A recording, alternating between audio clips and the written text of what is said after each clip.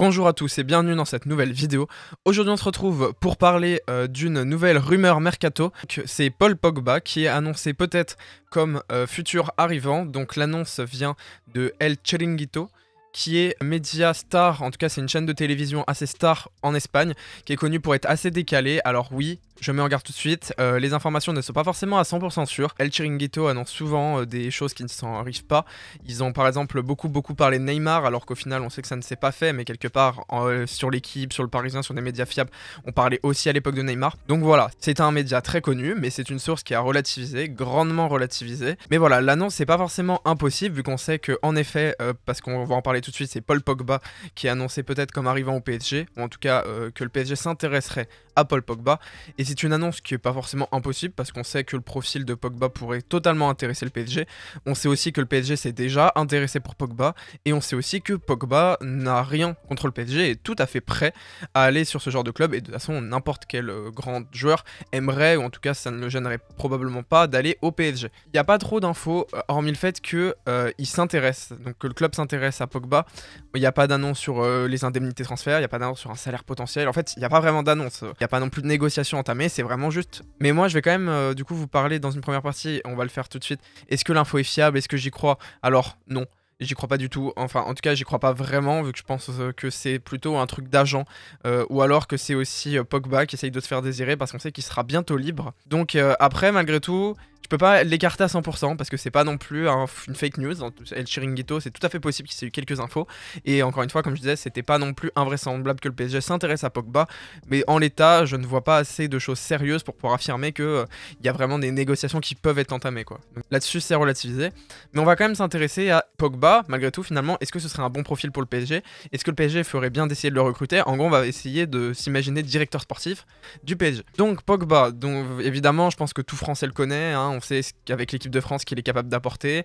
On sait aussi ce qu'il a pu apporter à la Juve. Alors, à Manchester United, c'est un peu plus compliqué, il s'est beaucoup blessé. Mais voilà, la pioche, on le connaît. Il a un gabarit qui est très imposant.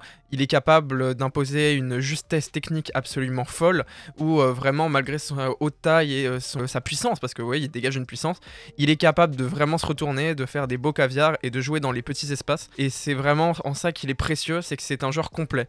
C'est pas du tout un joueur qui va peiner au niveau technique, donc on sait qu'au PSG, il faut parfois des joueurs techniques, mais par exemple quand on voit Verratti ou Gay, on sait aussi que ça manque un peu d'impact, et Pogba est tout à fait capable d'apporter cet impact. Un Pogba, bon, on sait que Wijnaldum a signé, donc imaginons un Paul Pogba, Wijnaldum, Verratti. C'est technique, il y a de la puissance, il y a de la qualité. En gros, ça pourrait être vraiment complémentaire, que ça permet vraiment de donner de la densité. Et en cela, je trouve que Pogba est un très bon profil. Maintenant, il y a des nuances à faire. Parce que, en effet, Pogba est un très bon profil pour le PSG, mais on a une accumulation de joueurs au milieu de terrain qui est absolument gigantesque. On a Paredes, on a Gay, on a donc Wijnaldum, on a Verratti, on a Herrera, on a Danilo Pereira.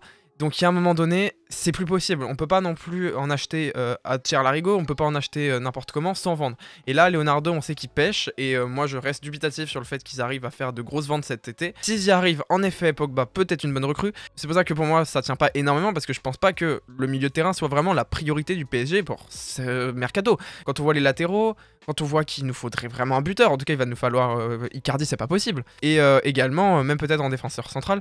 Donc Pogba, oui, j'adore, mais est-ce que c'est une priorité? Largement pas. C'est pour ça que l'info est à remettre dans son contexte, et aussi la hype n'a pas à se faire trop vite parce que il peut y avoir des dangers. Voilà, donc j'espère que vous avez apprécié cette vidéo, n'hésitez pas à la partager, à la liker. Donc je vous annonce juste un programme qui va se mettre en place à partir de l'Euro. Donc je vais faire des débriefs des matchs d'équipe de France, je vais aussi faire des analyses, des avant-matchs comme je le faisais avant, en plus de vidéos Mercato PSG. Donc voilà, les deux vont s'enchaîner, ça va faire un gros contenu en tout cas pour l'Euro, parce que oui, je suis en vacances très bientôt et donc je vais pouvoir sortir un rythme fort. Si vous voulez voir toutes ces prochaines vidéos, si vous avez apprécié cette vidéo, n'hésitez pas à la partager, à la liker, à vous abonner parce que ça fait toujours plaisir et ça permet vraiment de lancer cette chaîne qui peut avoir un peu de mal à démarrer. Donc on a aussi le compte Le Point Sport sur Twitter et sur Instagram. Merci à tous.